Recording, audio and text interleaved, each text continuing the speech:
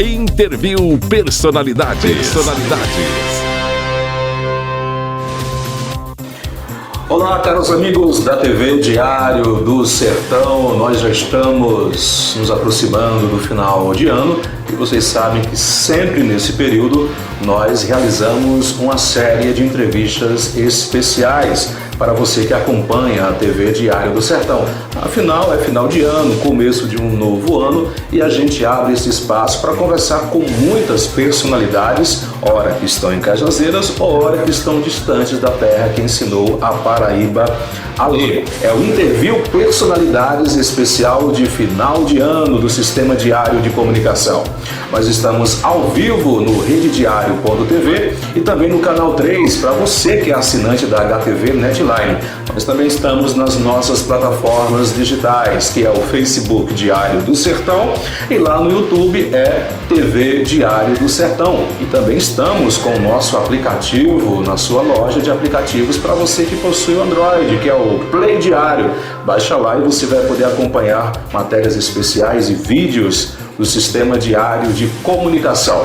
Nossa entrevista de hoje é com um cajazeirense que mora na capital, João Pessoa, há muitas décadas. Vamos conversar com um médico formado em medicina com especialidade na área de pediatria. É o doutor Constantino Giovanni Braga Cartacho. Vamos conhecer um pouco da sua vida, do tempo em Cajazeiras e também falar um pouco sobre medicina e políticas públicas na área de saúde na Paraíba e também no Brasil. Doutor Constantino Giovanni, prazer em recebê-lo aqui na TV Diário do Sertão. Tudo bem com você? Tudo bem, prazer meu estar aqui, obrigado pelo convite, é um prazer sempre falar. O senhor nasceu em Cajazeiras? Nasci em Cajazeiras, nasci em 63 em Cajazeiras. Você é filho do poeta e escritor Constantino Cartacho? Isso, filho de Constantino Cartacho, neto de Cristiano Cartacho. Qual a lembrança mais viva que você tem de Cajazeiras, na sua época, por exemplo, de criança e adolescente? A liberdade que a gente tinha, né? A liberdade de brincar, de andar na rua, de ficar solto, né? Ruas ainda sem calçamento, sem muita segurança que se tinha. A minha maior lembrança de Cajazeiras é exatamente essa, é uma vida de liberdade. O senhor morava onde ali em Cajazeiras, na sua época? Eu morava... a gente sempre morou ali próximo ao estádio Gino Pires, né? Gino Pires Ferreira, né? Onde passava a sangria do açude, hoje tem um canal, né? E ali na ponte de quem vem do Gino Pires Ferreira, a primeira casa à direita era a casa do meu avô, que recentemente foi vendida, e a segunda a casa do meu pai. Então eu morei sempre ali, próximo ao Gino Pires e à Sangria do Açude. Você chegou a ter aula nas escolas? Quais foram as escolas que você estava presente na sua infância? Eu andei por 3 escolas diferentes, 3 locais diferentes ali, né? Eu comecei na escola Dona Carmelita Gonçalves, antes de chegar a ser o que é hoje, né? As primeiras escolas Dona Carmelita, a primeira que foi ali atrás da prefeitura, junto ao antigo colégio comercial, né? Próximo à catedral, né? Teve ali. Depois teve uma segunda escola também de Dona Carmelita, ela mudou-se, a gente também mudou, e depois, onde hoje funciona a escola, né? Eu sou da turma que iniciou aquela escola dali. A sua escolha por medicina era uma paixão? Sempre foi uma paixão, né? Medicina, especificamente pediatria, né? Quando eu decidi fazer medicina, eu já decidi fazer pediatria. Já era um desejo de ser pediatra, então nunca me pensei em medicina que não fosse em pediatria, não.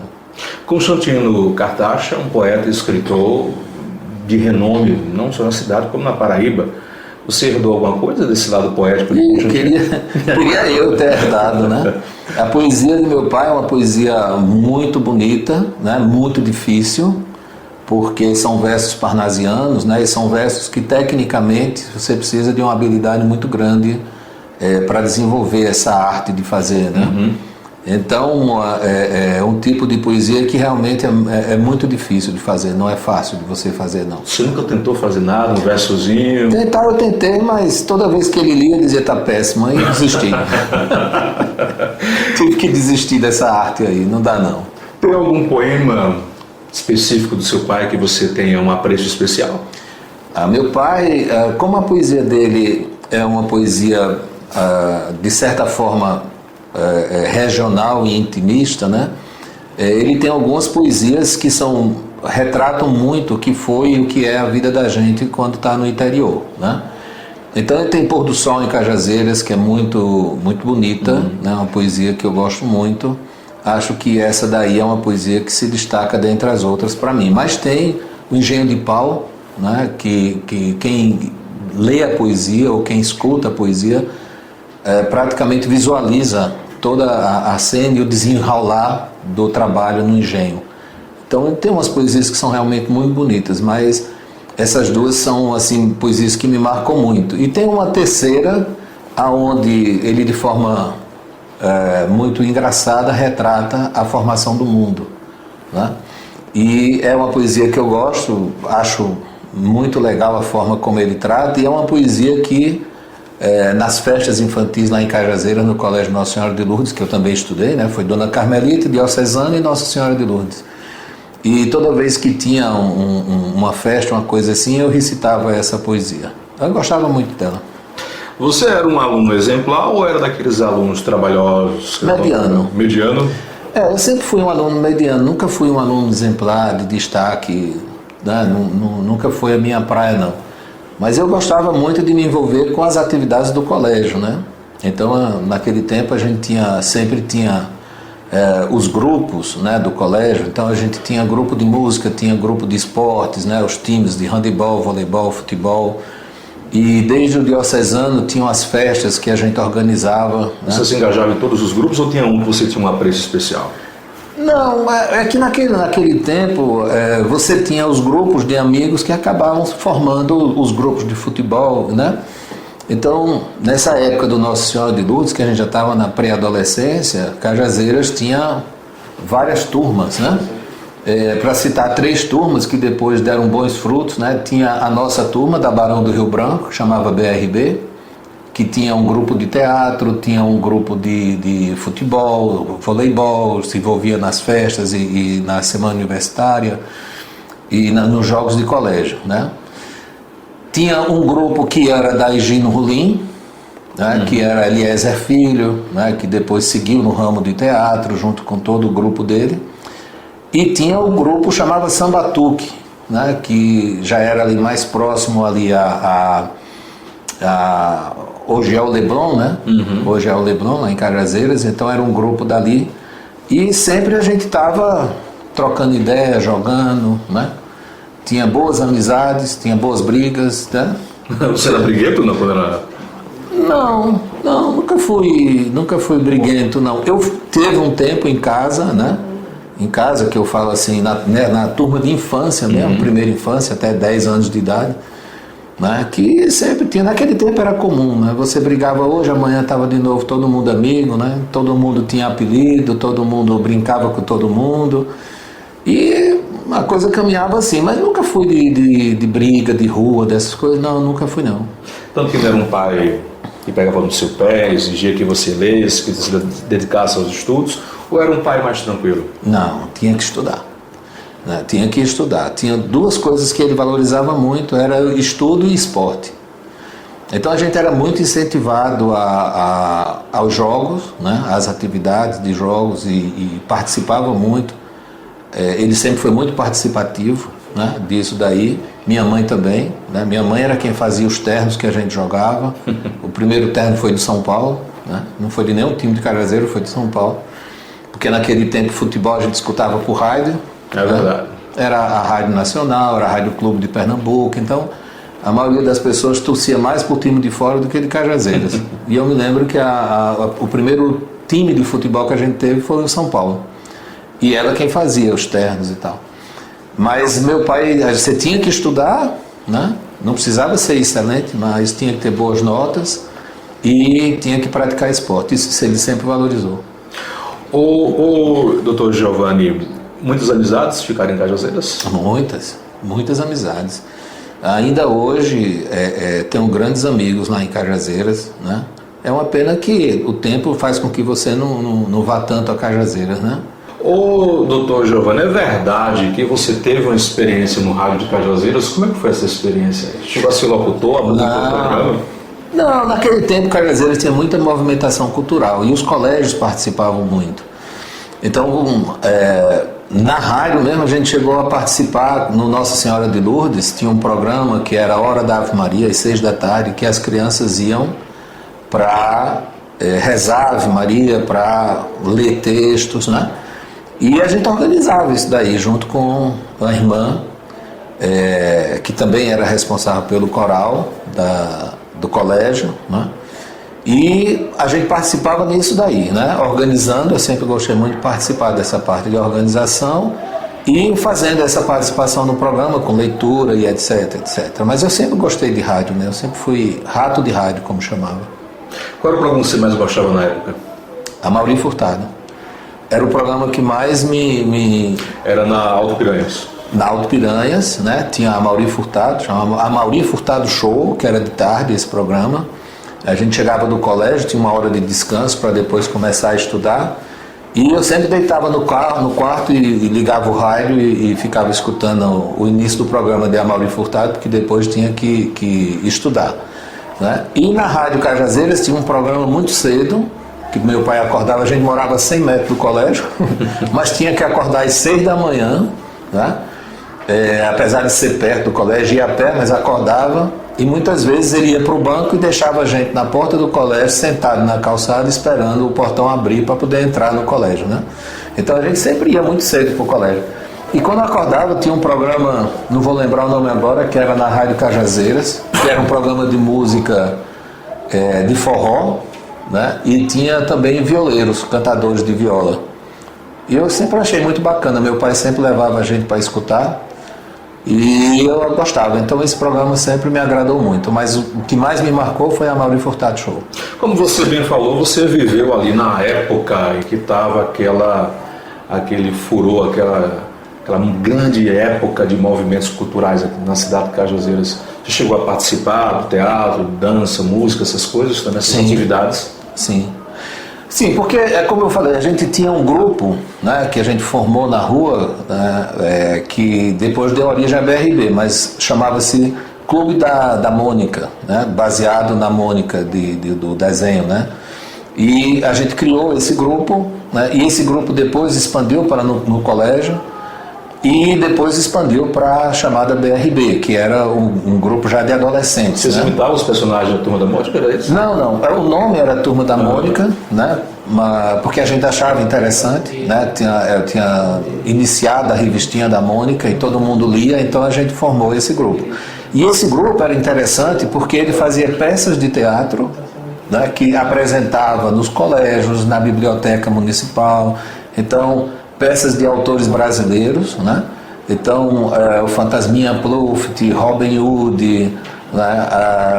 A Bruxinha que era boa, né? Então eram peças mais infantis que a gente apresentava e circulava nos colégios, né? O Dom Moisés Coelho, né?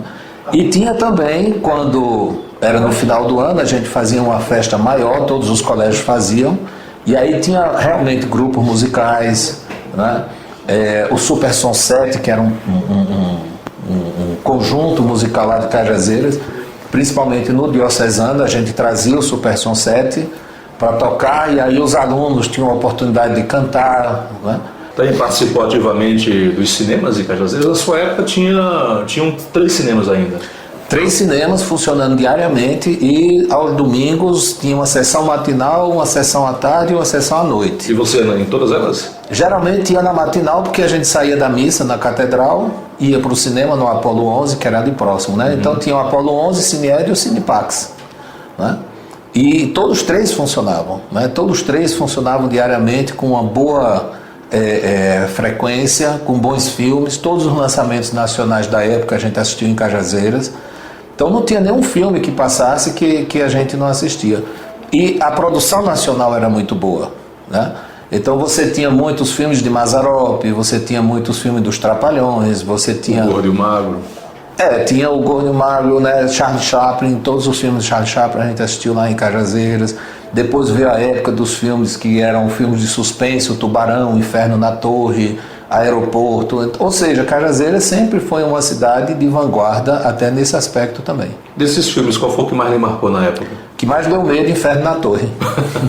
Eu achava que qualquer 2 andares que queimasse a gente morria, mas... Morreria, né? E tubarão, né? Tubarão deixou muita gente sem entrar na piscina há muito tempo. Mas era Muito assim. bom. Ô, doutor Giovanni, quando foi que você resolveu sair de Cajazeiras para João Pessoa? Foi cursar vestibular, passou? Como foi essa transição de Cajazeiras para a capital? Naquela época, o ensino em Cajazeiras, né, na verdade, ele ia até o 3º ano praticamente. Se você depois quisesse seguir faculdade e tal, você acabava tendo que sair da cidade.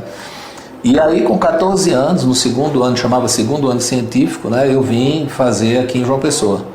Inicialmente no Colégio Pio XII, depois de 2001 CEPRUNE, que era o CEPRUNE, que era curso preparativo para a universidade, né, e acabei ficando para fazer faculdade aqui em João Pessoa. Casou em João Pessoa? Casei em João Pessoa, mas com uma cajazeirense, que morava na mesma rua que a gente morava, né? Amiga de infância, mas que já na adolescência mesmo, 16, 17 anos, foi que a gente começou a namorar. Até então, nunca, nem paquera tinha. Aí vieram juntos para João Pessoa? Não, eu morei aqui em João Pessoa, fiz faculdade aqui, depois passei 2 anos em Santos, depois fui para São Paulo, capital, fazer especialização. Em Santos eu fiz residência de pediatria. Em São Paulo eu fiz especialização em terapia intensiva infantil e pneumologia infantil. Então fiquei com as 3 especializações, pediatria geral, pneumologia e terapia intensiva pediátrica. E ela fazia fisioterapia na época. E no último ano que eu estava em São Paulo, ela foi fazer um estágio na Santa Casa de São Paulo. E aí nessa época a gente já namorava, né? E depois voltamos juntos para Cajazeiras. Eu ia morar em Cajazeiras, cheguei a buscar trabalhar em Cajazeiras. Na época era Dr. Júlio Bandeira, o diretor do hospital, do Hospital Infantil.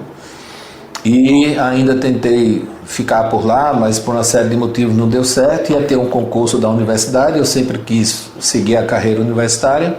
E aí vim para João Pessoa porque ia ter o concurso. Passei no concurso em 90, assumi e fiquei por aqui. Você ainda é professor? Ainda sou. Da UFCG? Da UFPB. Da UFPB. É. O senhor acredita em destino? Se eu acredito? Sim. Eu acredito, sim. Eu acredito. Acredito em destino, mas acho que quando a sorte bate na sua porta, você tem que estar trabalhando. Não sou daqueles que acham que não existe tudo... aquela coisa de sorte de mão beijada. Não, isso não existe. Acho que isso não existe. Acho que o destino existe, né? No sentido de que você vai ter algumas coisas que vão acontecer na sua vida, independente do seu esforço.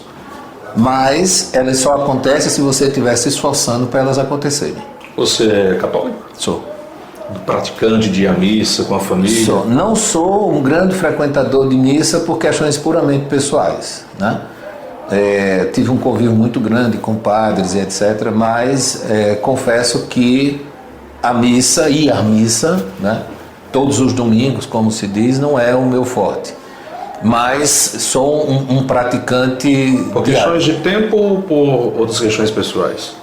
Não, mas por questões pessoais, vivências pessoais que me afastaram um pouco dessa vivência de missa, né? Eu vou, mas não sou uma pessoa, né, de estar frequentando todos os domingos, não. Essa questão pessoal, alguma mágoa, algum problema? Não. Caso o senhor queira falar? Não, mágoa nenhuma. Só um entendimento mesmo do que é religião. Eu acho que religião é você fazer o bem. Sabe? Eu acho que religião é você gostar do outro, é você querer que o outro seja bom, que o outro esteja bem, que você possa partilhar o seu melhor com o outro. E acho que a intermediação ela é importante, mas não é ela que dita, né, o seu caráter de religiosidade. Acho que sou um grande leitor da Bíblia, adoro ler a Bíblia, sou fã incondicional da figura de Jesus, sem dúvida nenhuma, sabe? Mas acho que o grande preceito dele não foi a formação da igreja, o grande preceito dele foi saber dizer como amar o próximo. Eu acho que isso é a grande lição que fica, pelo menos para mim, na minha vida. São mais de 2.000 anos, bem mais de 2.000 anos da vinda de Jesus Cristo aqui à Terra. Como você bem falou, a mensagem principal de Jesus Cristo é acolher e amar o próximo, amor. Mas nós estamos vendo um mundo muito caótico. são guerras, conflitos, morte, ambição, corrupção. Ainda é possível encontrar esse amor e esse bem neste mundo? Eu acho que é. Eu acho que é. Porque algumas coisas estão mudando, né? Para a melhor? gente, eu acho. Por incrível que pareça, eu acho. Porque, veja bem, nós tínhamos uma igreja muito impositiva. Se você for ver a história da igreja, não fala a história antiga da igreja, né? Era uma igreja muito impositiva e que se impunha pelo pecado. Você não pode fazer nada que contraria a igreja, porque é pecado, você vai para o inferno, você vai de cabeça para baixo, o cão vai lhe espetar, você vai queimar no fogo eterno. Então era uma igreja muito impositiva e que discriminava muita gente, né? Discriminava a pessoa que na época chamava desquitada, hoje divorciada, não podia frequentar a igreja, não podia comungar, né? As pessoas que não tivessem união estável também não podia. Então hoje você vê isso com outros olhos, né? Acho que houve uma mudança muito grande nessa aceitação do outro dentro da igreja. Claro que isso não se perfaz para todas as religiões, mas eu acho que houve uma mudança muito grande. E nós estamos numa época de transição dessa intolerância absoluta, certo? Para uma tolerância do outro. Então, acho que nós estamos vivendo uma época de transição, com todos os seus exageros, como toda época de transição, não é? Mas acho que nós vamos chegar num ponto de equilíbrio. Eu acho que este ponto de equilíbrio é que vai ser importante, pelo menos, para a nossa realidade. Acho que isso vai ser. Em algumas outras situações, né, as grandes brigas do ser humano é muito mais por espaço e por dinheiro. E isso sempre vai ter, porque sempre teve, né? Isso sempre teve. Não houve expansão da Europa para a América porque eram bonzinhos. Vieram atrás de espaço, de terra e de dinheiro. Explorar, né? Explorar. Foi bom porque você caminhou para as grandes descobertas, né? Nós não estaríamos conversando hoje se não tivesse alguém que se aventurou a atravessar o mar para chegar aqui. Mas os interesses eram outros, não era só o interesse de dizer, vou ver o que tem do outro lado. Isso sempre teve. A política, ao seu ver, é um bem ou um mal hoje no mundo? A política hoje é um mal, porque, ao meu ver, ela foi desvirtuada da sua origem. Política é a busca do bem comum, o acordo, né? Você tem seus representantes para buscar o bem comum, e eu acho que o bem comum ficou de lado. Há muito tempo o bem comum ficou de lado. Você não vê hoje grandes políticas voltadas para o bem comum. É o bem de poucos, né? É o bem de poucos. Hoje se faz lei para beneficiar determinados grupos. É inconcebível, ao meu ver, isso é a opinião pessoal, que você crie uma lei, por exemplo, em que os partidos políticos deveriam ter um certo percentual de mulheres, o partido político deveria ter uma clareza muito grande, uma transparência muito grande nas suas contas de campanha, e logo depois da campanha vem uma outra lei feita pelo político para anistiar os partidos de pagarem aquilo que foi gasto e não foi dito como foi gasto na campanha. Reduzir o número de mulheres, voltar a restringir essa participação, aproveitar aquilo que é remuneração para uma campanha de uma mulher e isso poder ser revertido para a campanha do homem. Eu acho que é um retrocesso muito grande. Isso é um exemplo, né, que me veio agora à memória, dentre tantos outros que a gente tem por aí.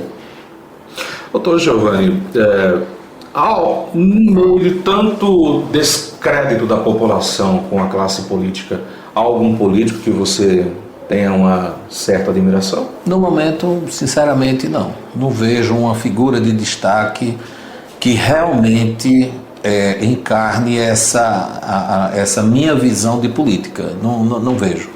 E do passado, tem algum que você admira? Teve alguns políticos que me causaram grande admiração, né? Ivan Bichara, por exemplo, né? Foi um grande governador para Paraíba, com uma visão muito diferenciada do que seria o progresso da Paraíba, né? Acho que assim, de memória, para mim foi um grande político aqui da Paraíba. O governo Lula é um governo de horizontes? Não sei, com muita sinceridade, não sei lhe dizer se é um governo de horizonte. Hoje eu não sou muito crente de partido, né? A gente vive um jogo de grandes interesses, né? Você vê, quem apoia o governo Lula hoje é quem apoiava o governo Bolsonaro até 2 dias antes da eleição de Lula. Quando Lula foi eleito, o Centrão voltou-se para Lula. Então a gente vive um país hoje que é governado não pelo presidente, é governado pelas assembleias. Principalmente hoje o Centrão, que é quem dita a regra do governo. Você me dá voto, né? Aliás, desculpa, você me dá cargo, você me dá ministério, você me dá dinheiro, verba. Eu voto nos seus projetos. E eu voto nos seus projetos. Então, para mim isso não é política, é interesse próprio, né? Quando você vê o partido se apropriando do espaço público, ao invés dos técnicos estarem se apropriando das áreas de interesse, você começa a ficar desconfiado, né? Por que um partido tem tanto interesse, por exemplo, no Ministério da Saúde, no Ministério da Comunicação, no Ministério da Ação Social? Por que ele tem tanto interesse nisso? Se não é função do partido gerenciar o governo. Não acredito. Doutor Giovanni, você não acha que a população participa um pouco dessa destruição da democracia? Não. Falta maturidade na população? Não acho. Não acho. Eu sou um grande questionador da frase "o povo não sabe votar". Sabe? Eu sou um grande questionador. Por que isso? Porque quem tem que fazer o filtro é o partido. Quem tem que fazer o filtro do bom político, aquele que tem interesse no que é a necessidade do povo, é o partido.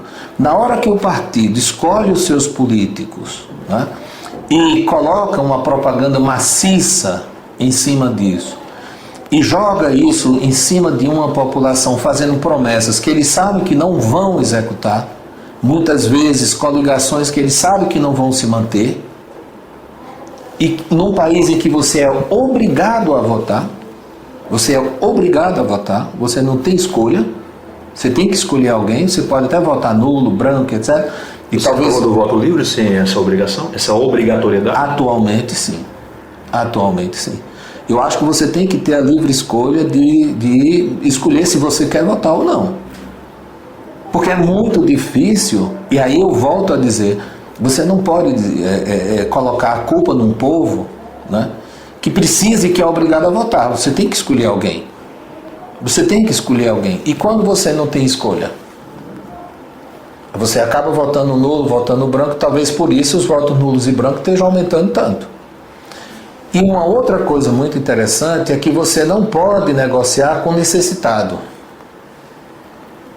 Você não pode negociar com necessitado. Se eu estou necessitado de alguma coisa, porque eu não tenho isso, por exemplo, comida, trabalho, eu não tenho como negociar. Eu não tenho arma de negociação. E eu acabo cedendo a quem me oferece o mínimo. Por isso que se compra voto do povo.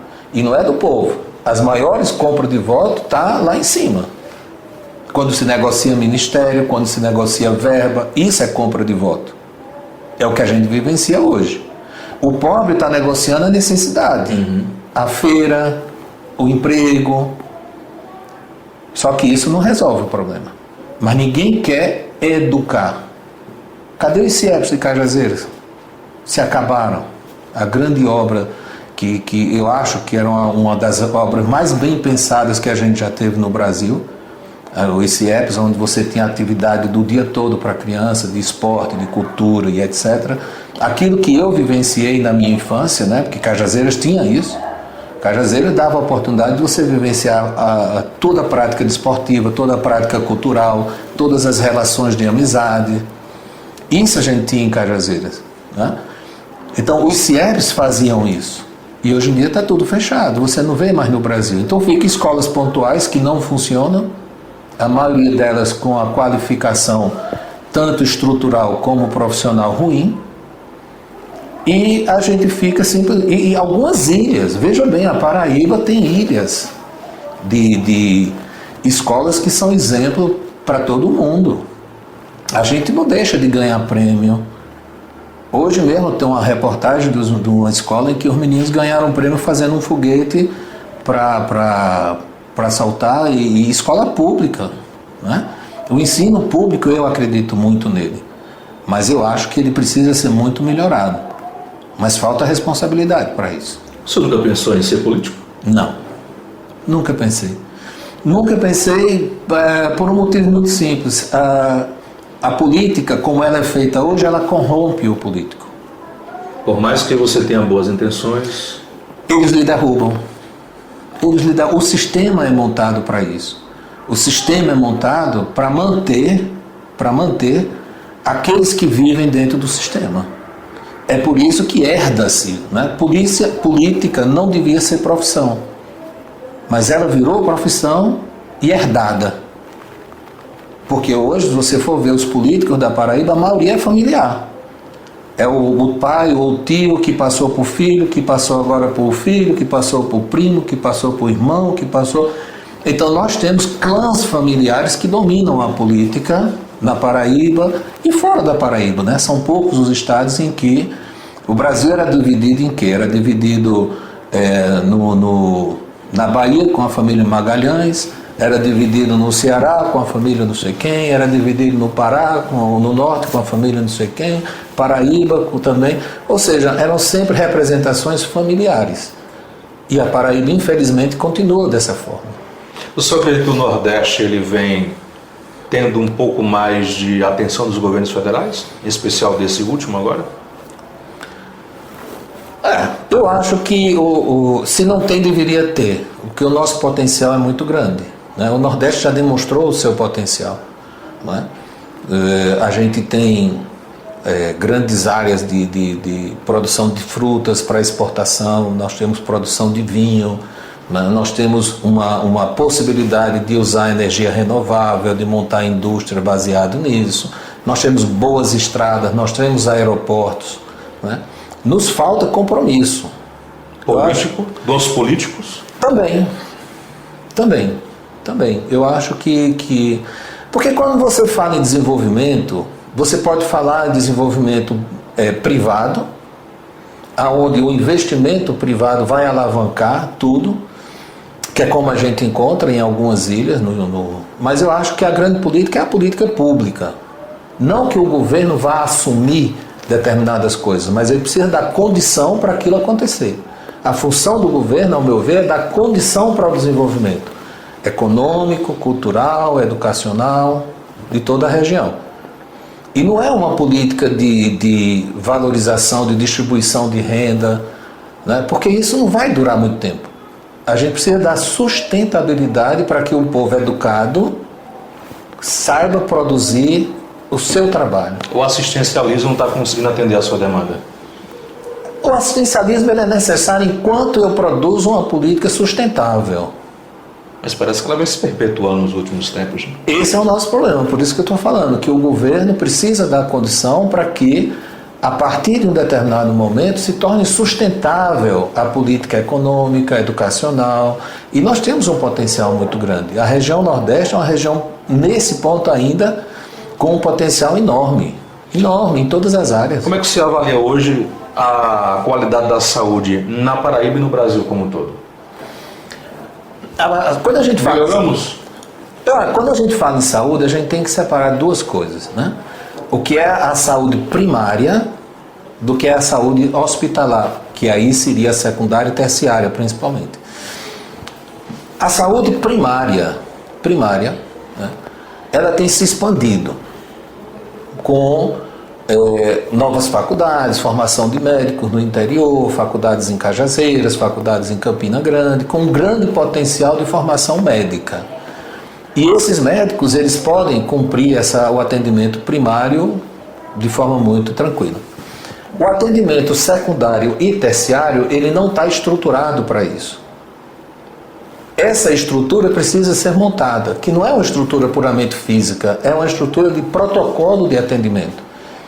Se eu infarto em Cajazeiras, eu posso ser atendido em Cajazeiras. Se lá não resolver, eu tenho que ter critérios e protocolos para me transferir para uma área que eu possa ser atendido.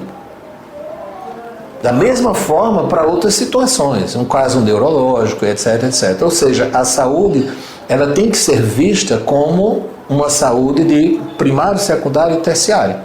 Nós nos preocupamos muito com a saúde terciária, porque isso dá visibilidade. Eu vou abrir hospital em tal canto, eu vou abrir um posto de saúde em tal canto, eu vou abrir isso, isso dá visibilidade.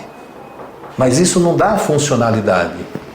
80% ou mais dos problemas da população é para ser resolvido na atenção primária. A atenção secundária e terciária é um funil. Hoje você vê ambulatórios de hospitais lotados de pessoas que era para estar sendo atendido na atenção primária. Que como a atenção primária não é organizada para isso, eles acabam indo para o ambulatório. Isso a gente vivencia não só na saúde pública, mas na saúde privada. O senhor acha que é uma tentativa de boicotar a saúde pública para beneficiar a privada no Brasil? Não, eu não diria isso. Sabe? A saúde pública no Brasil, fora essa estruturação, ela tem uma capacidade resolutiva muito grande. Nós temos um melhor e maior plano assistencial, que é o SUS. Tudo que a gente precisa está dentro da normatização do SUS. A gente só precisa executar aquilo que está ali. Agora, quando o poder público não age como deveria agir, o privado acaba ocupando espaço. Se a segurança pública e o governo não ocupam o espaço, o bandido vem e ocupa. Não estou chamando de bandido, pelo amor de Deus. Sim. Eu estou dizendo que em todas as áreas, quando o governo falha, alguém tem que assumir. Se o governo falha na assistência à saúde, o privado vai assumir. Se o governo falha na assistência de segurança, o bandido vai assumir. Se o governo falha na assistência de transporte, o privado vai assumir o transporte privado, porque alguém tem que fazer isso. Nosso programa sempre reserva algumas surpresas, Dr. Giovanni, e a gente vai trazê-las agora para você. Quando anunciamos a sua entrevista, algumas pessoas fizeram questão de gravar um vídeo e participar dessa entrevista aqui na TV Diário do Sertão. Vamos com o primeiro vídeo, a primeira participação. Você conhece esse cidadão que vai aparecer aqui na tela? Oi, Giovanni. Estou aqui, também participando dessa homenagem que o Diário do Sertão hoje lhe faz. E a convite do nosso amigo Peterson Santos, Estou aqui para dizer do nosso orgulho, de tê-lo como irmão,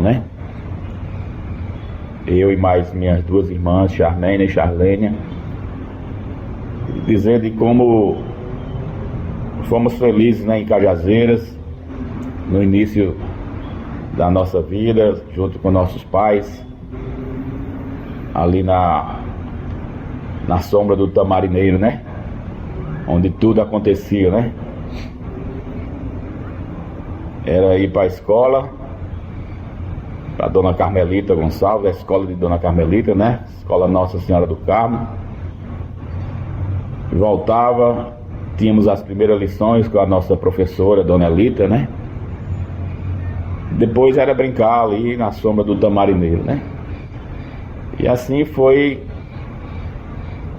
passando os anos, Depois fomos ao Colégio Diocesano, em seguida ao Colégio Nossa Senhora de Lourdes, onde fizemos grandes amizades que até hoje nós carregamos conosco,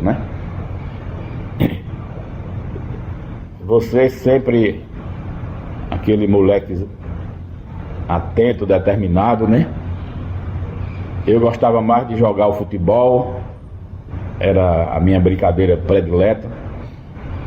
Você também, mas também gostava da cultura, E criou aquele clube da Mônica, com seus amigos, aquele clube de teatro que trazia muita alegria para a garotada, Eu acho que desde essa época aí, que você já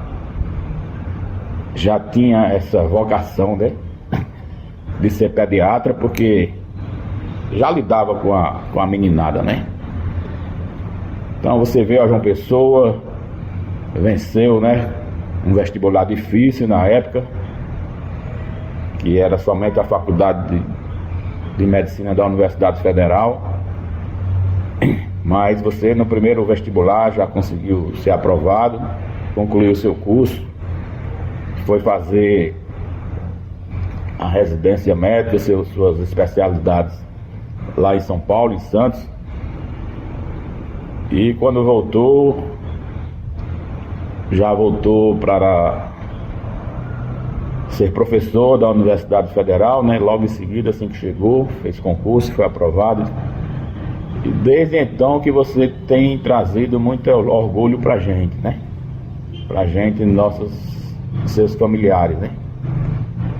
Porque através do seu esforço, do seu trabalho, você conquistou espaços, né? Na sua área médica, né? Conquistou respeito e, assim, é uma referência na medicina quando se fala em pediatria na nossa Paraíba, né? Por que não dizer no Nordeste e no Brasil, né? Você com suas pesquisas tem trazido muita contribuição à pediatria, né? E eu me divirto muito com seus pacientes, né? Você sabe disso, né? Que muitas vezes eles me confundem com você, né? É engraçado que muitas vezes eu estou aqui em alguns locais aqui em João Pessoa, e quando eu vejo lá vem aquela criança correndo por meus braços, doutor Constantino, tal. E no início eu até dizia, não sou eu, ele é meu irmão.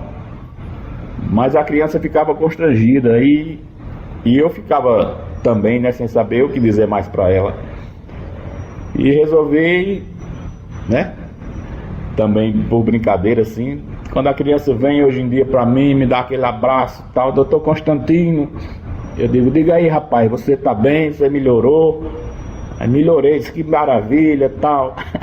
Então eu me divirto muito com essa situação e quero deixar para você o meu abraço, né, a minha alegria de prestar essa homenagem a você também e dizer que o irmão virou titio e agora é vovô, né? Vamos em frente. Um abraço. Tchau. Gostaria de agradecer a oportunidade que nós estamos tendo de fazer essa homenagem a Giovanni, nosso irmão, uma homenagem extremamente justa.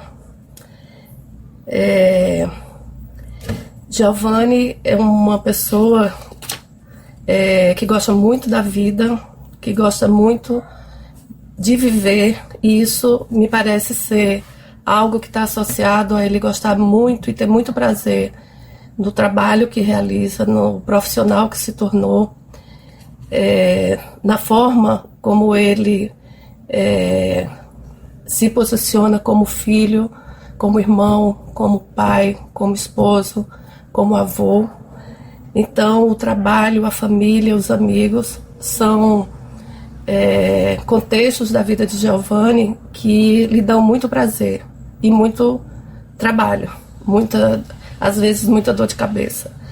Mas ele também tem uma característica muito importante, que é a resiliência e uma forma muito bem-humorada, né, de lidar com algumas questões, né? Giovanni gosta de dançar, Giovanni gosta de cantar, Giovanni gosta de estar com pessoas, mas a característica que eu conheço de Giovanni, mais importante, não é, em todos os aspectos da vida dele, é a generosidade, não é?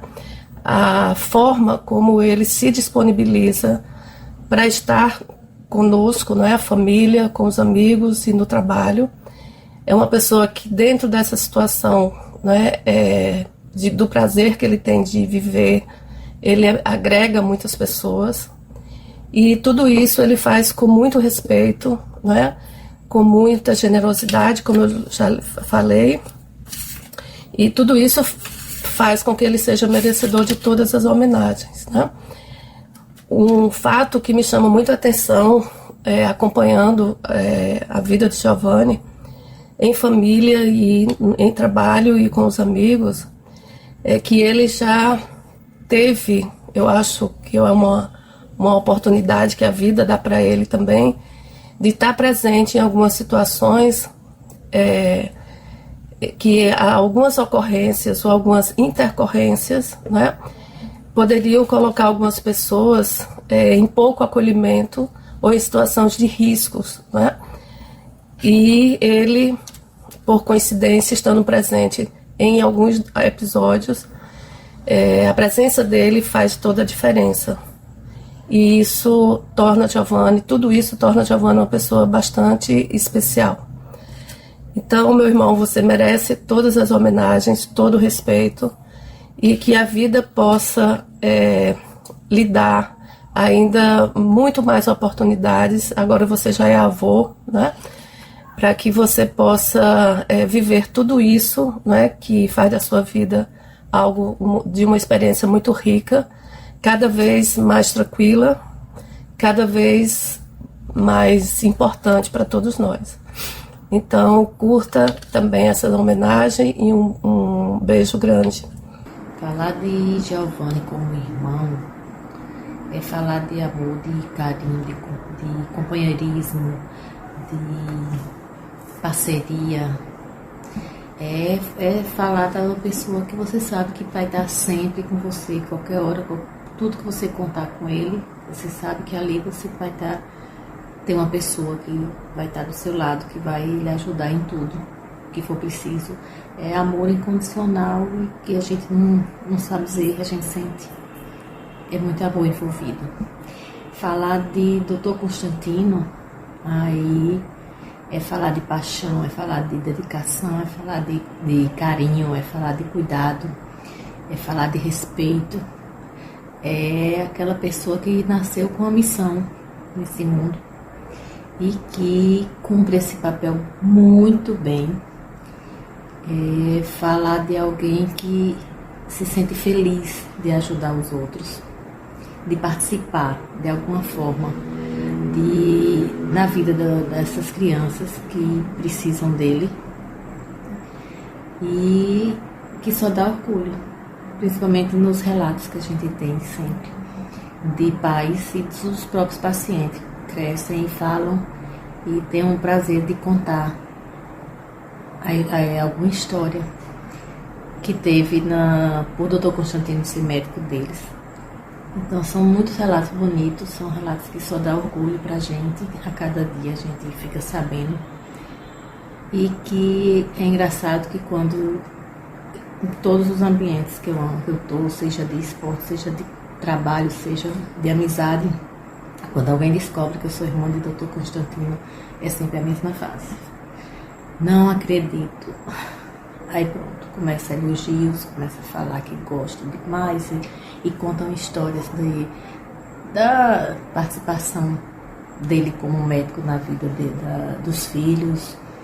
E isso aí só deixa a gente cada dia mais orgulhosa e é uma coisa que ele ama fazer. E é isso. É muito amor envolvido. Dando continuidade às homenagens especiais ao Dr. Constantino Giovanni, vamos com mais um vídeo agora de um amigo. Você conhece o Dr. Gilvan? Ei! Olá, meu nome é Gilvan Cruz, eu sou pediatra em João Pessoa e eu conheço Constantino Giovanni desde 1998, quando eu entrei na residência de pediatria do Hospital Universitário aqui em João Pessoa. E Constantino é uma das pessoas que eu conheço que mais tem dedicação ao paciente e eu acho que é o médico que eu conheço que mais gosta de estudar medicina. Então, durante todo esse tempo, eu tive a oportunidade de aprender muito, né? E hoje eu tenho a felicidade de trabalhar com ele no mesmo hospital que eu fiz residência e nós trabalhamos juntos lá no Hospital Universitário, no ambulatório atendendo os pacientes de fibrose cística e às vezes lá na enfermaria. Então é uma satisfação muito grande de conhecê-lo e de ter a oportunidade de trabalhar com ele durante todo esse tempo. Meu amigo, um abraço, tudo de bom para você. Gilvan é engraçado, que Gilvan foi aluno nosso na residência médica e a gente desenvolveu uma amizade muito grande, muito próxima e ele acabou fazendo um concurso da universidade, né? Ele durante um tempo foi professor da universidade, depois passou no concurso da EBSER e seguiu mais o caminho da assistencial do que o caminho de professor, né? E deixou de ser professor, mas é uma pessoa de um grande caráter, é uma pessoa extremamente dedicada ao que faz e é um prazer muito grande tê-lo como amigo também. É uma pessoa muito boa. Doutor Giovanni é pai de um rapaz e de uma moça? Rodrigo e Isabel. E tem um neto agora, Felipe. Felipe é o filho do Rodrigo? É filho de Rodrigo, é. A minha menina mora em Portugal. Ela trabalha lá ou só estuda? Faz mestrado. Faz mestrado em desenho animado e ilustração. Essa só quer estudar. Maravilha. E o Rodrigo? Rodrigo, dele? Administração, com pós-graduação no INSPER, né? E agora está começando a vida aí, botando um trabalho para ele, um mercado para ele. Você é aquele pai que está sempre acompanhando, orientando, puxando a orelha, mesmo depois de adultos? Sempre. Eu estou sempre perto dos meus filhos, eu acompanho todos eles, né? Eles têm a independência de decidirem o que querem fazer, eu não interfiro, né? Tenho a sorte de ter 2 filhos que posso dizer que são excelentes, nunca tive nenhum problema com eles, de nenhuma ordem, mas acompanho sempre, estou sempre por perto, eu sou aquele paizão mesmo, estou sempre com eles, eles são... O Rodrigo gravou um vídeo, vamos escutar o Rodrigo. Aí você me mata. Oi, você é o filho de Dr. Constantino? Sim, sou eu. Essa é a pergunta que eu mais escuto todo santo dia. Não tem como eu andar no meu dia a dia e as pessoas não associarem.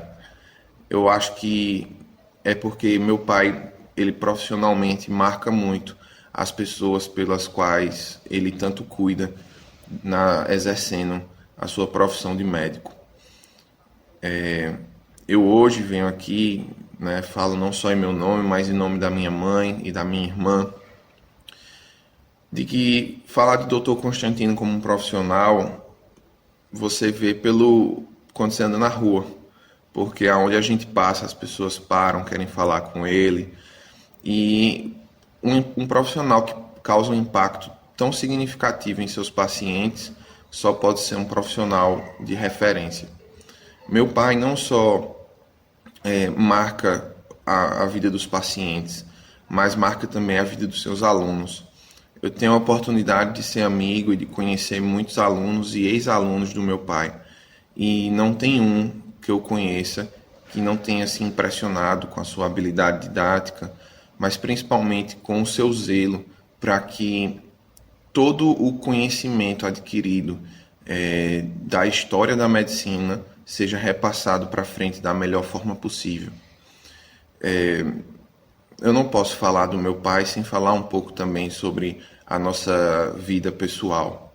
Eu lembro de uma vez em que meu pai falou assim para mim, numa conversa que a gente teve: meu objetivo é ser seu melhor amigo. E eu disse para ele: pai, é impossível, porque você é muito mais do que isso. Você é meu pai. Isso passa qualquer nível de amizade que uma pessoa possa ter com a outra. Hoje em dia, tomando de conta do netinho dele, né, que ele gosta tanto de falar e apresentar para as pessoas, eu percebo uma sensação que eu não sinto com mais nada. E que eu me pego pensando às vezes que, com certeza, essa mesma sensação que hoje eu tenho com meu filho foi a sensação que meu pai resguardou durante todos os anos em que eu tive junto dele, né, morando com ele. Por fim, eu não posso sair daqui hoje sem falar sobre o livro que ele futuramente vai escrever, viu? Chamado Cajazeiras, o Centro do Universo, Crônicas de uma Cidade à Frente do Seu Tempo. Pai, um beijo, um abraço para todos que estão aí, que estão nos ouvindo, que talvez estejam me vendo. E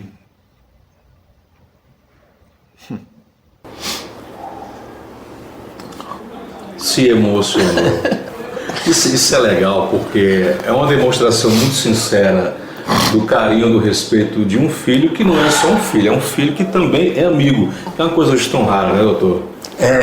Eu acho que eu tenho assim, eu posso dizer que eu sou uma pessoa muito feliz na minha vida, porque eu tenho uma família maravilhosa, né? Tanto meus irmãos, todos os agregados, meus cunhados, minhas cunhadas, né? Meus sobrinhos, são pessoas realmente que são especiais. Não tenho e nunca tive nenhuma queixa de nenhum deles. Tenho a oportunidade de ter 2 filhos maravilhosos, ter uma esposa maravilhosa. Nada que eu possa me queixar, com muita sinceridade. Nunca tive nenhum problema, sabe? Problema normal que você tem com seus filhos, que a gente escuta as pessoas dizer. Nunca tive uma discussão com meus filhos. A gente sempre teve uma relação muito aberta, né? Sempre permiti essa relação e sempre permiti que eles fizessem as escolhas da vida deles, né? Nenhum quis fazer medicina, obviamente. Acho que viram o tipo de vida que é você ser médico, a correria, né? A qualidade de vida, né? Eu já tive um tempo que minha qualidade de vida em relação à minha pessoa era muito ruim, porque eu tinha um trabalho muito extenuante, tanto na universidade, plantão, consultório, como a maioria dos médicos tem, mas nunca permiti que isso me afastasse dos meus filhos, nem da minha família. Nunca permiti. Todos os momentos que eu tinha de folga, eu estava com eles. E com dedicação total a eles. Quando eu estou com eles, é só eles. Então, profissionalmente, eu sou muito realizado. Tudo que eu quis fazer na minha profissão, graças a Deus e ao esforço pessoal, eu fiz. Esforço pessoal sem nenhuma modéstia. O pessoal às vezes fala, não, eu me esforcei muito, perdi muita coisa.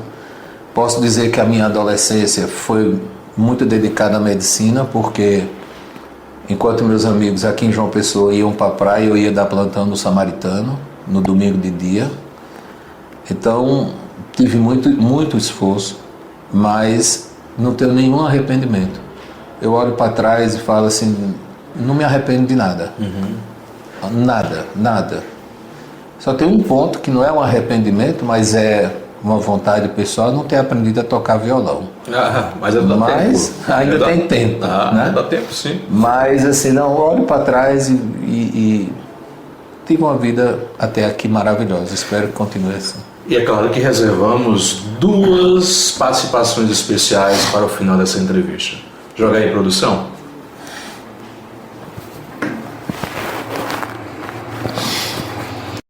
Parabéns, Giovanni, pelo filho que você é, pelo profissional e por tudo que você faz pelos seus clientes e por nós todos. Agradecemos a Deus pelo médico que você se tornou, dedicado à sua profissão. Um abraço bem grande. Calipa. Para nós, que somos pais de Giovanni, temos o maior prazer em participar dessa comemoração. E antecipadamente, eu agradeço ao Diário do Sertão essa promoção. Giovanni é um garoto bom, é um médico, trabalha aqui em João Pessoa, é muito dedicado à sua arte e ele procura se atualizar em tudo. Quando acontece, por exemplo, o lançamento de um livro na Alemanha, nos Estados Unidos, Giovanni manda buscar para poder se aperfeiçoar. Pois é assim que ele vive. vive para a sua profissão. E é por isso que depositam em você a confiança e você tem a esperança de aos poucos compreender que leva a toda criança o direito de viver. Giovanni, receba de seus pais, seus irmãos e todos os seus familiares os nossos parabéns. Seja feliz, meu filho. Eu acho essa frase tão bonita, seja feliz, meu filho. Eu acho que é uma bênção especial que todos os pais têm com a gente. Você é aquele filho que está sempre ligando. Estão em João Pessoa ou estão em Cajazeiras? Eles hoje moram aqui. A gente conseguiu trazer eles para cá por questões de idade e disponibilidade nossa de com frequência ir a Cajazeiras. É muito complicado, né? Você escutar isso dos seus pais, né? Que são e que foram sempre referências na sua vida, que você sempre olhou como pessoas assim, super-heróis, né? Aquelas pessoas que são um marco. Meu pai e minha mãe foram marcos na vida da gente, muito especiais, né? Tanto pela forma de conduzir a vida da gente, deles, né? A minha mãe sempre com a dedicação 100% aos filhos, sempre foi assim, e de uma forma muito amorosa, muito afetiva. Eu acho que isso aproximou muito a gente. E meu pai, o trabalhador, né? A visão do trabalho, aquele que se orgulha de nunca ter se atrasado um dia para chegar no Banco do Brasil, onde ele fez a vida dele. Uma pessoa que mudou radicalmente de vida. Meu pai era jogador de futebol e num determinado momento resolveu que ia namorar e casar, e foi aí que resolveu fazer o concurso do banco, estimulado por irmãos que já eram do banco, e entrou no Banco do Brasil e fez toda a sua vida profissional no banco, sempre com uma retidez, né, e uma honestidade muito grande. E tanto que se orgulha de nunca ter se atrasado um dia do trabalho deles, né? Obviamente que hoje eles já estão com uma certa idade, né, e aquela imagem do super-herói, de certa forma, em alguns aspectos se desconstrói e você passa a ser o cuidador de quem cuidava de você. Mas eu tenho um orgulho imenso dos meus pais, imenso, né? Se o meu filho disse que é meu amigo, e muito mais eu sou dos meus pais. Muito bem. Eu tenho a oportunidade hoje de tê-los aqui. Todos os dias eu passo lá, às vezes 15 minutinhos para tomar um café só, dizer, tenho 15 minutos, tomo um café com eles e saio. Mas sem passar lá, o dia não tem graça. Que bom. Doutor Giovanni, obrigado pela entrevista. A gente está caminhando já para os últimos minutos, mas eu quero fazer um jogo rápido com você. Eu vou dizer uma palavra e você diz a primeira coisa que vier à sua cabeça. E se você achar que deve dar alguma explicação, fique à vontade. Cajazeiras. Amor. João Pessoa. Trabalho. É um homem feliz? Muito. Tem algum sonho a ser realizado? Tenho um sonho a ser realizado de ver os meus filhos progredirem mais do que eu consegui progredir. Livro de cabeceira. Difícil escolher um livro de cabeceira, mas acho que o que mais me marca é um livro pouco conhecido, muito pouco conhecido, mas que é um livro que não vou lembrar o nome completo dele, mas Acorde a Criança do Seu Interior, uma coisa assim, que me fez refletir muito. É um livro que eu li há pouco tempo, mas que me fez refletir muito. Nas horas vagas, gosta de fazer? Tocar violão. Toca quem no violão? Música popular brasileira, o que vier na cabeça, mas escondido em casa só para ficar ali brincando. Toca e canta? Isso eu gosto. Não sou bom cantor não, mas em casa dá para cantar. Comida preferida? Macarrão. Só macarrão? Massa em geral, né? Foi massa, é comigo, embora que atualmente estou bem restrito, mas massa em geral. Razão ou emoção? Emoção. Se você pudesse fazer um pedido especial a Deus e esse pedido fosse concedido, qual seria? Que as pessoas se amassem mais, se respeitassem mais e que se entendessem que você não precisa estar certo, você só precisa ter opinião. Seu herói é? Meu pai. Seu anti-herói é? político. De uma forma geral. Família. Razão de viver, sem dúvida. Amor. Minha esposa. Ódio. Não tenho. Algum arrependimento que não tenha dito ainda? Não, é como eu falei, eu olho para trás e não vejo nada para eu realmente me arrepender, né? Talvez uma das coisas que eu poderia ter feito e perdi a oportunidade de fazer foi agradecer pessoalmente ao Dr. Ulisses Pinto. O Dr. Ulisses Pinto saiu de Campina Grande para me atender em Cajazeiras quando eu tive difteria, porque estava faltando vacina em Cajazeiras na década de 60, e me fez uma traqueostomia.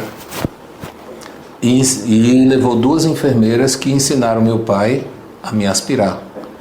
E eu fiquei traqueostomizado um período em Cajazeiras, na década de 60, você imagina o que era isso, lá em Cajazeiras nessa época. E esse senhor, esse médico, a pedido do meu tio Sabino, saiu de Campina, Cajazeiras, para fazer isso. E isso talvez seja o grande exemplo para mim do que é ser médico, essa dedicação que ele teve. Obviamente, né, houve uma remuneração para isso, mas isso é o de menos quando você está tratando da vida do outro. Então você imagine, em 60 e pouco, você sair de Campina para Cajazeiras para atender uma criança que estava morrendo. É um gesto extraordinário. Eu devo minha vida 3 coisas: a Dr. Ulisses, o meu tio Sabino, paralelo a Dr. Ulisses, que soube reconhecer a necessidade de pedir ajuda a outro médico, a minha família, que meu pai e minha mãe, que cuidaram de mim quando eu estava traqueostomizado, que aprenderam a aspirar, o que hoje se chama de equipe multiprofissional. Cajazeiras já teve isso. Eu falo, meu menino falou que eu vou escrever o livro porque tudo já teve em Cajazeiras. Quando hoje se fala a equipe multiprofissional de saúde, eu tive tudo isso. E quando se diz que é preciso que se ensine as pessoas a cuidar, fizeram isso com minha família, ensinando a cuidar de mim. Então eu devo a Dr. Ulisses, a tio Sabino, a cidade de Cajazeiras, porque foi quem me deu quem eu sou hoje. A minha formação inicial, que é o que me sustenta hoje, vem toda de Cajazeiras. E o terceiro ponto é a minha profissão, que eu acho que a minha profissão me realiza muito. Minha profissão é realmente um dos grandes motivos de eu estar acordando todos os dias para sair de casa, deixar meus filhos, deixar minha esposa, deixar meu neto. A minha profissão me dá um prazer imenso. Qual o maior prêmio em ser pediatra? Ver a alegria da criança quando você a recupera. Porque os pais ficam gratos a você, mas a criança ela tem uma forma diferente de lidar com você. Ela, muitas vezes ela é afetiva, ela lhe abraça, ela lhe dá carinho. Mas, na grande maioria das vezes, o olhar da criança que você recupera de um problema de saúde, né, é muito mais gratificante, é imensamente mais gratificante do que qualquer outra coisa que você tenha. Quando você... Eu não estou nem falando de uma coisa grave, eu estou falando de um atendimento num consultório público ou privado, ou um atendimento hospitalar. Eu trabalhei muito tempo em UTI, que eu fiz a especialização, passei quase 30 anos trabalhando em UTI, e quando você diz para a criança que ela vai poder tomar um sorvete, que ela vai poder ir para casa, que ela vai poder ficar na casa dela ou qualquer coisa desse tipo, a forma que ela lhe olha lhe dá a melhor sensação que você pode ter. Eu nunca tive uma sensação profissional melhor do que quando uma criança olha para você sabendo que vai para casa. Quem é Dr. Constantino Giovanni? Um esforçado. Eu me considero uma pessoa esforçada. Eu nunca consegui nada de graça. Eu nunca consegui nada que não fosse com muito esforço. Mas aprendi com a vida uma coisa duas coisas que são fundamentais. É que a família é tudo que a gente tem. Família, para mim, talvez meus irmãos tenham dito isso, assim, de uma forma muito emocional, mas eu sou isso. A minha família, para mim, é tudo. O que eu puder fazer por minha família, e eu estou incluindo todos aí, eu vou fazer. Isso aí não tenha dúvida. E uma pessoa que se esforça para tudo, que sai de casa na certeza de que o dia de hoje pode ser bom. Eu posso ser bom com o outro, eu posso ajudar o outro. E eu queria, sinceramente, que as coisas fossem assim. Eu acho que o mundo era melhor se fosse assim. Clementino Fraga. Clementino Fraga foi um sonho realizado, porque o Clementino Fraga me deu a oportunidade de estruturar um atendimento infantil que não tinha, de ser voluntário, onde eu sou há tanto tempo lá, e me deu a oportunidade de, a partir dessa estruturação de serviço, o hospital ter feito um concurso e hoje ter mais médicos contratados pelo Estado, né? Então eu continuo voluntário toda terça de manhã no Clementino Fraga, mas a partir dessa experiência o Estado viu a necessidade de ter pediatras dentro do Clementino atendendo criança com tuberculose. Então isso é um sonho realizado. Doutor Constantino Giovani, obrigado pela entrevista, foi muito bom, obrigado pelas sabedorias. Não é apenas uma entrevista, foi uma lição de vida. Isso é importante, não só para a gente que está aqui com a equipe, mas para todos que vão ouvir e assistir a sua entrevista. Um dos grandes propósitos do Interview não é apenas uma entrevista corriqueira, mas é passar uma lição de vida e inspiração para muita gente. Principalmente nesse mundo que nós estamos vivendo hoje, que parece que a esperança se distancia da gente. Entrevistas como a sua fazem com que a esperança fique mais juntinho da gente. Isso é importante. Obrigado, querido. Eu que agradeço o convite, agradeço a todos, agradeço a minha família, né? Tantas coisas bacanas, bonitas que eu escutei aqui e que espero contribuir para que a gente repense um pouquinho o nosso dia a dia. Maravilha, final do nosso programa Interview Personalidades. Segue a programação e fique aí aguardando mais novidades na programação especial da sua TV Diário do Sertão, sempre na marca da exclusividade. Tchau, tchau. Interview Personalidades.